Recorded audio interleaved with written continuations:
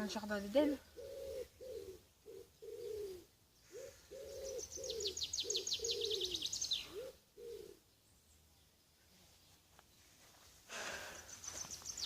Yo YouTube, c'est Dudule du 54. Dudule 54. Je me suis trompé, désolé. J'ai l'habitude. Aujourd'hui on se retrouve pour une toute nouvelle vidéo. Quelques théories qui concernera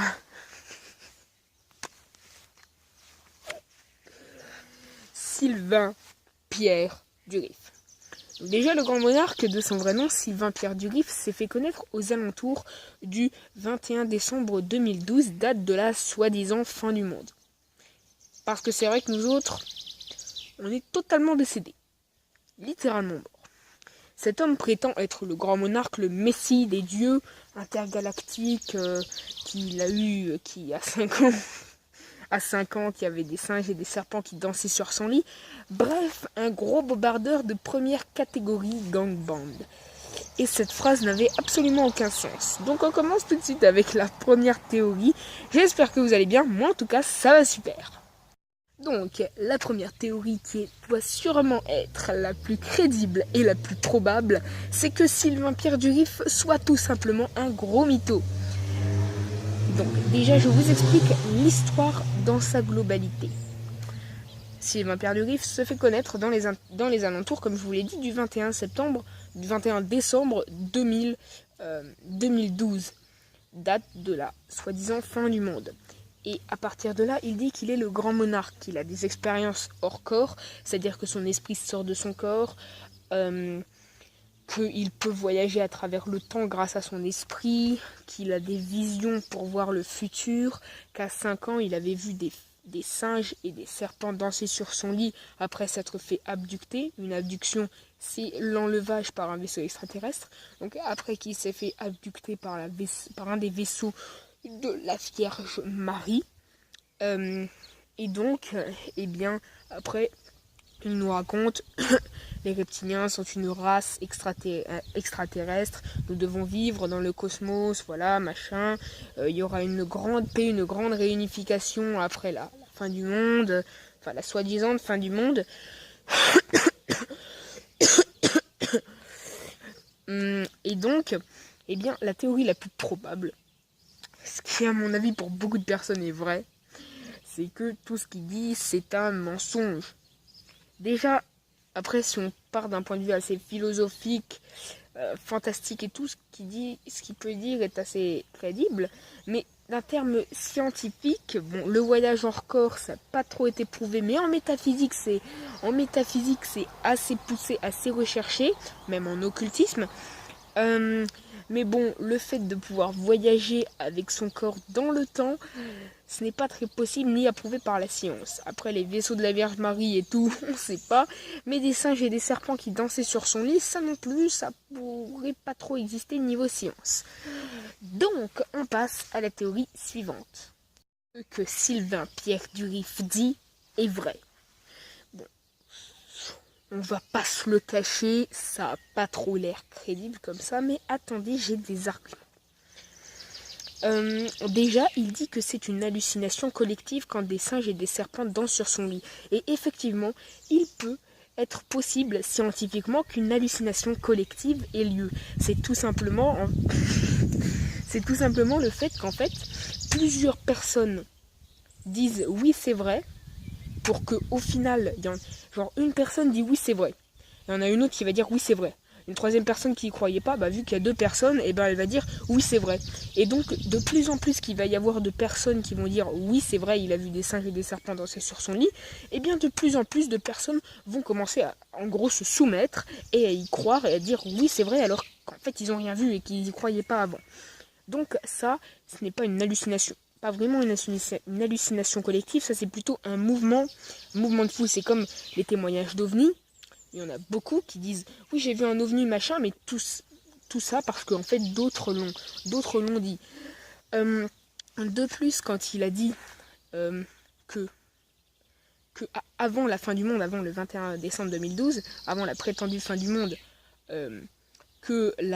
ça n'allait pas être la fin du monde, mais un mouvement de réunification, de paix dans le monde et tout, il n'avait pas tout à fait tort. Je m'explique. Par exemple, après la fin du monde, les gens qui étaient extra stressés, qui avaient peur d'être la fin du monde, quand ils ont vu qu'en fait, eh bien, c'était pas vraiment la fin du monde, ils se sont soulagés. Et donc, il y a eu dans beaucoup de pays, il y a des mouvements de paix, de réunification, de paix, d'amour. Ouais, c'est pas la fin du monde, c'est trop cool, de joie. Enfin, vous me comprenez. Et puis en plus, Sylvain Pierre du Riff, hein, à mon avis, il a été bien informé en disant qu'il n'y avait pas la fin du monde. Parce que imaginez, vous dites, oui, oui, il y a la fin du monde, c'est pas la fin du monde, et dire non, il n'y a pas la fin du monde, et c'est la fin du monde.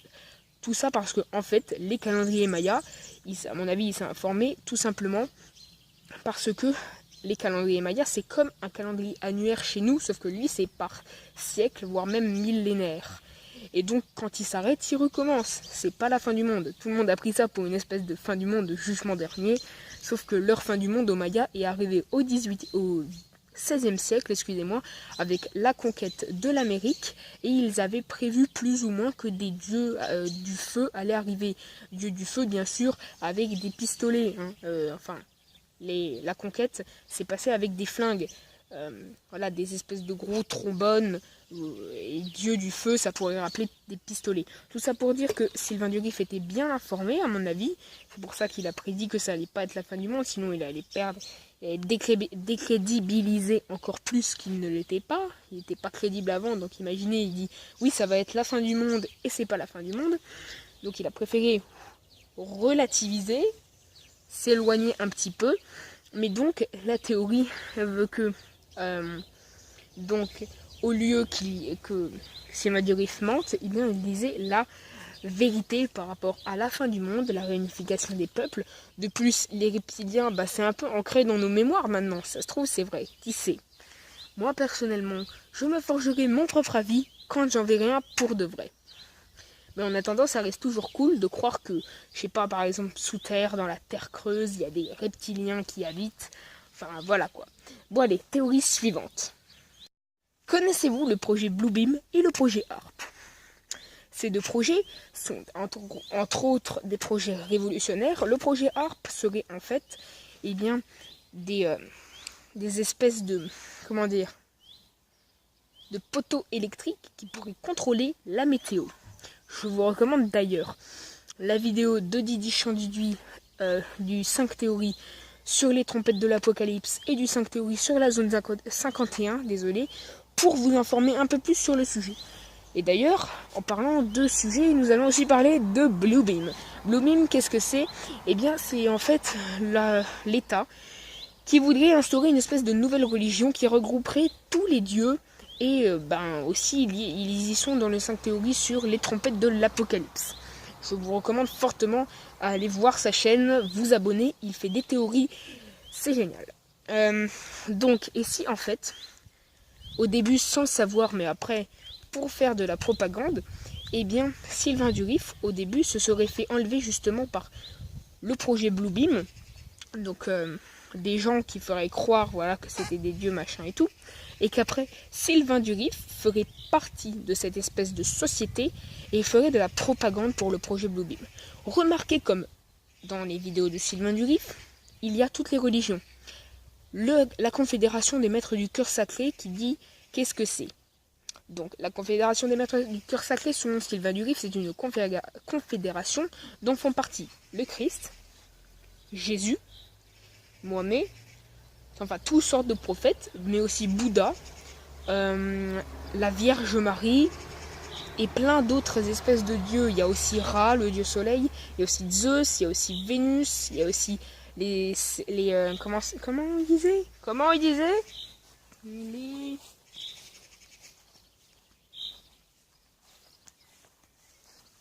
les duos solaires et donc Sylvain Durif, les vaisseaux de la Vierge Marie, ça fait pas penser au comment ça s'appelle, aux trompettes de l'apocalypse. Dans les trompettes de l'apocalypse, enfin quand les trompettes de l'apocalypse sonnent, eh bien il y a des espèces de ronds dans le ciel, de gros ronds comme ça. Eh bien ça pourrait faire rappeler les vaisseaux de la Vierge Marie. Et donc ça, les espèces de vaisseaux du projet HARP, donc pour faire croire aux gens que voilà, il y a des catastrophes et tout, plus le projet Bluebeam, Sylvain Durif ferait de la propagande pour Bluebeam, pour cette nouvelle religion, cette nouvelle civilisation que va instaurer l'État. Et donc, remarquez qu'avant, Sylvain Durif n'était qu'un clodo. Depuis qu'il a commencé ses vidéos, il n'est plus un clodo. Ça se trouve, pour faire de la propagande à Bluebeam et à ARP, enfin cette nouvelle religion, civilisation que va instaurer l'État, il se fait payer ensuite. Et de nouveaux adeptes se convertissent. Des gens comme Raël, par exemple, dont je vais parler tout à l'heure, eh bien, pourraient eux aussi faire de la propagande pour cet État. Théorie suivante, au fait. Les anciens astronautes. Donc, Sylvain Durif, au cas où vous ne connaissez pas la théorie des anciens astronautes, je vais vous l'expliquer. En gros, ça dit que notre civilisation a été entièrement créée et notre planète a été... En fait, au début, il y avait les singes, puis il y a des extraterrestres, en gros des dieux, qui sont venus nous injecter leur ADN, et on est devenu plus évolué grâce à eux. 2 petites minutes. C'est de la merde, c'est une blague, c'est vraiment de la merde, c'est une foutaise, ça n'a aucun sens. Nous n'avons jamais retrouvé d'autres traces d'ADN que le nôtre dans notre ADN. Je crache à la gueule des scientifiques qui ont inventé ça.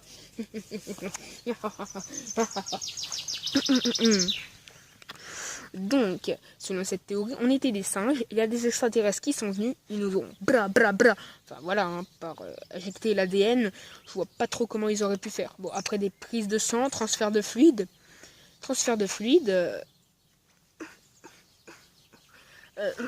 je m'écarte. Donc, il serait venu leur injecter notre ADN, on aurait construit les pyramides, par exemple, nous aurait guidés vers la civilisation, et nos dieux, tous les dieux, seraient des extraterrestres. Voilà. Et quand on regarde les vidéos de Sylvain Durif, eh bien, on se rend compte que l'idée de la des anciens astronautes est là, est vraiment là. Comment, vous vous dites? Il nous parle que de vaisseau de la Vierge Marie, de confédération des maîtres du cœur sacré, machin et tout.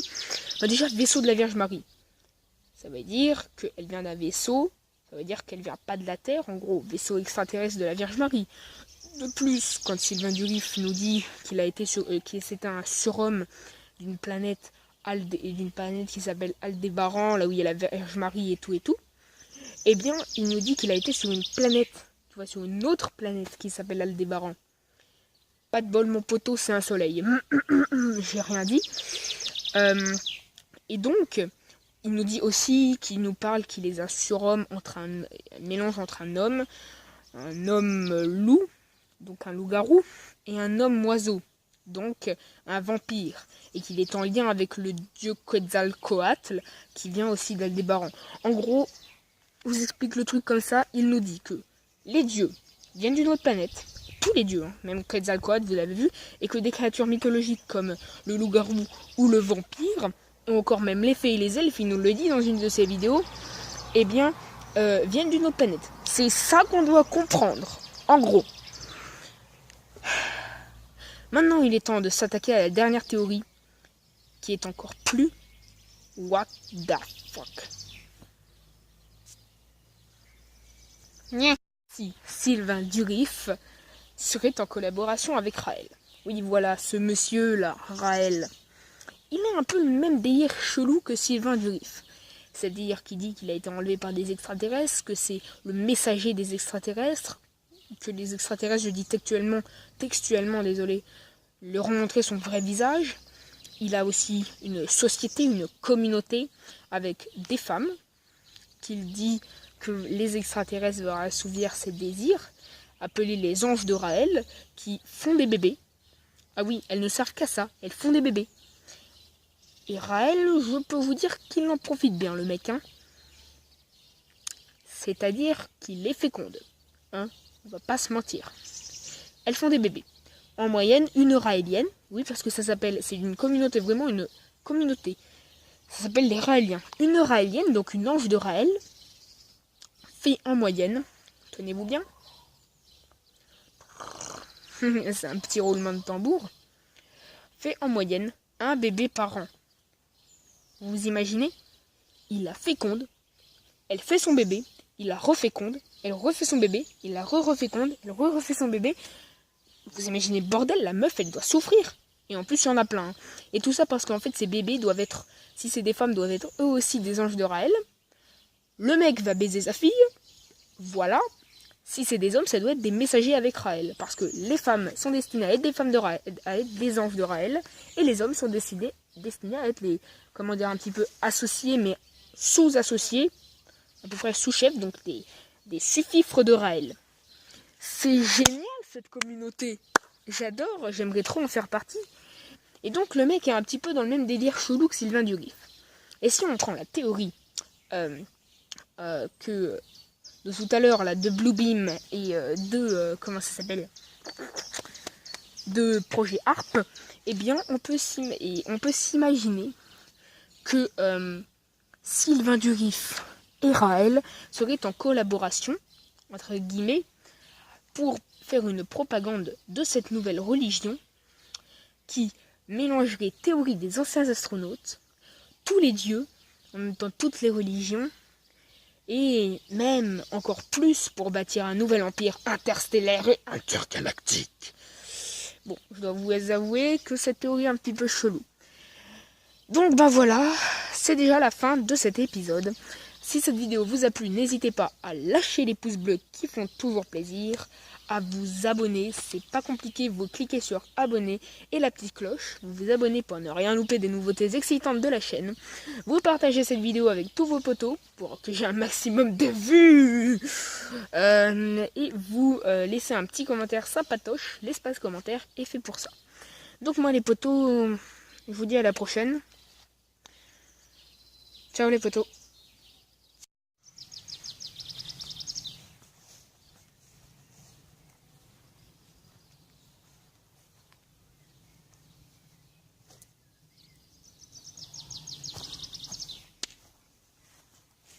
Qu'est-ce que je fais maintenant? Ouh. Qu'est-ce que je fais?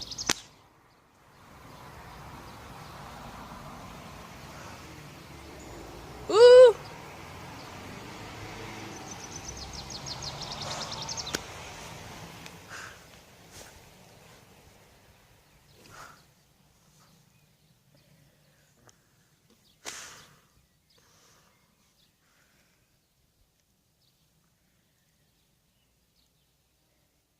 Seigneur, faites que quelque chose puisse me délivrer du jardin d'Éden. Je ne veux ni être au paradis ni en enfer. S'il vous plaît, Seigneur, aidez-moi.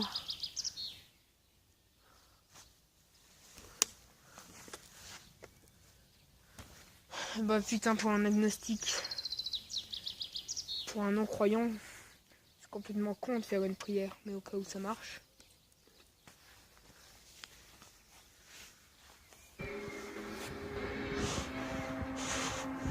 Oh mon Dieu!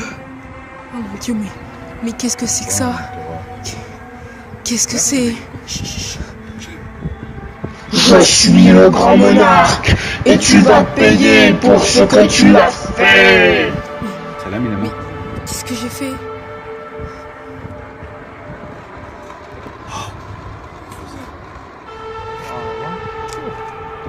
Vite le téléphone.